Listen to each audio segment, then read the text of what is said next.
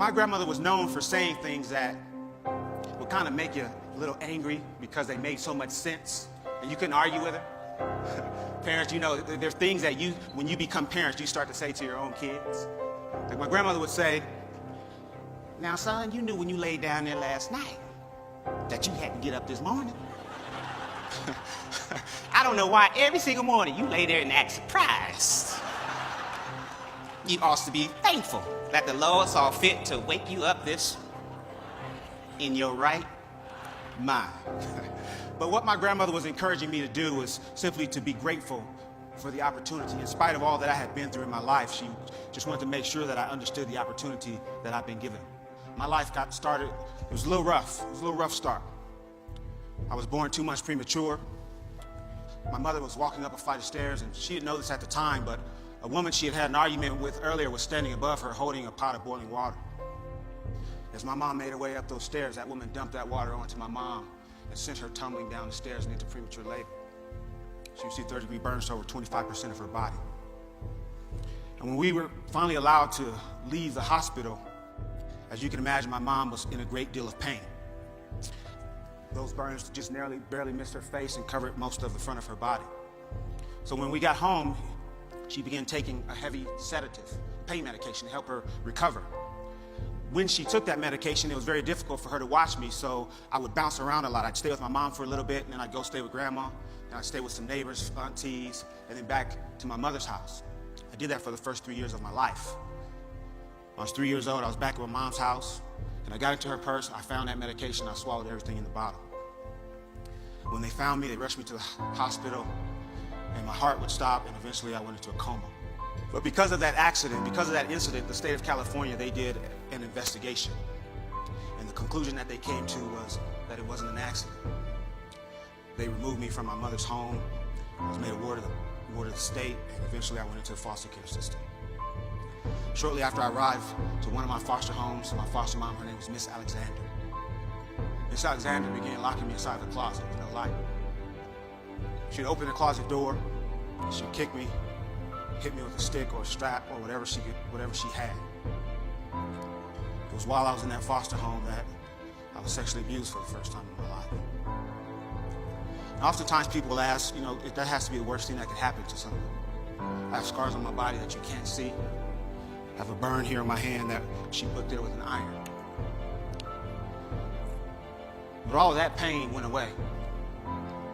The worst thing that Mrs. Alexander would do is she would open the closet door, she would stand over me, and she would say, "You're stupid and you ain't gonna never amount to nothing."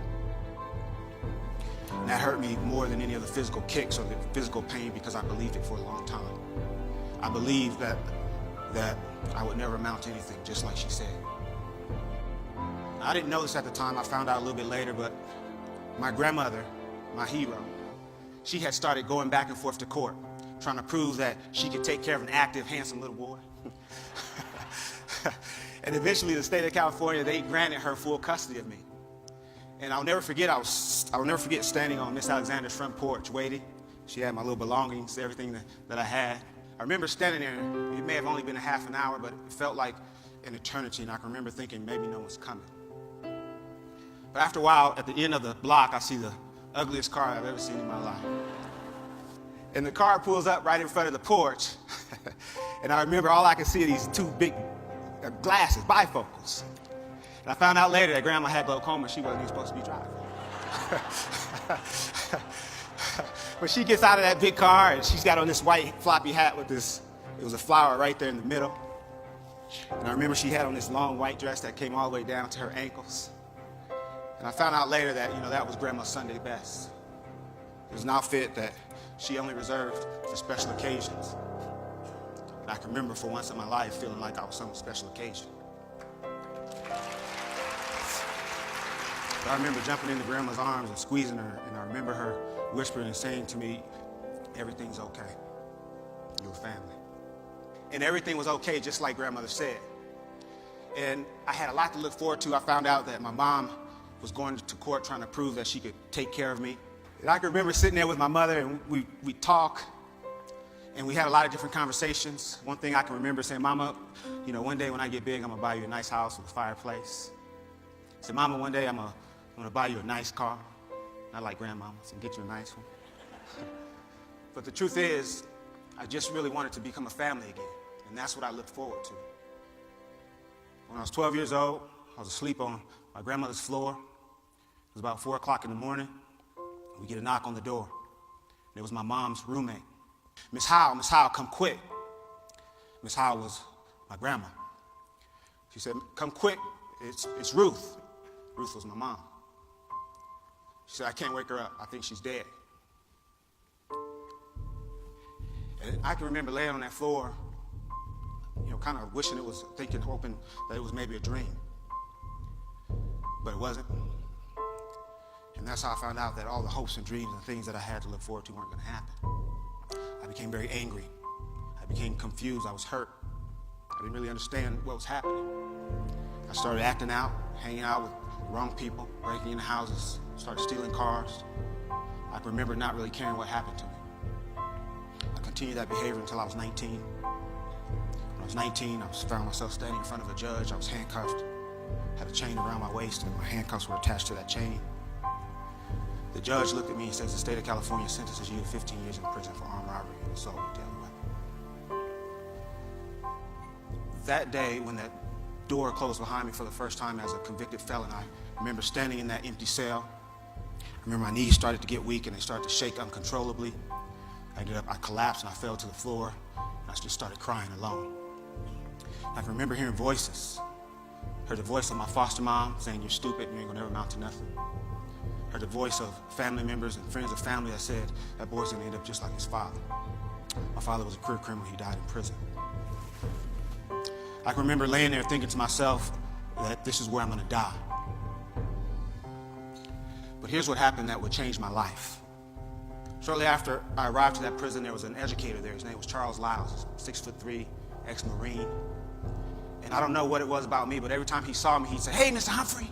And he had this big smile on his face, a smile that my kids would say, that's creepy. But he smiled and he said, hey, Mr. Humphrey, how are you doing? He always called me Mr. Humphrey. He gave me that respect. He walked into my cell. He looked at me and he said, Mr. Humphrey, he says, prison doesn't have to be your life. He says, you can get out of here and you can do great things. He started to walk away, and before he walked out of my cell, he turned around one last time and he says, Mr. Humphrey? I said, yes, sir. He says, I believe in you. He walked out of my cell.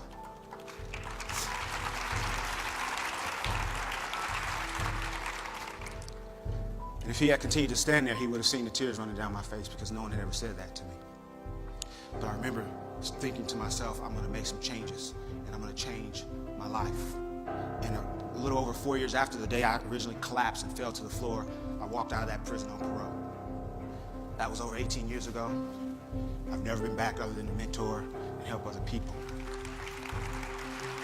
But here's what I know. I know that when you've had a rough life, when you feel unwanted, I know that when you have hopes and dreams and when you have things that you can look forward to and when you have people in place that support you and push you, I know that that gives you a reason to live.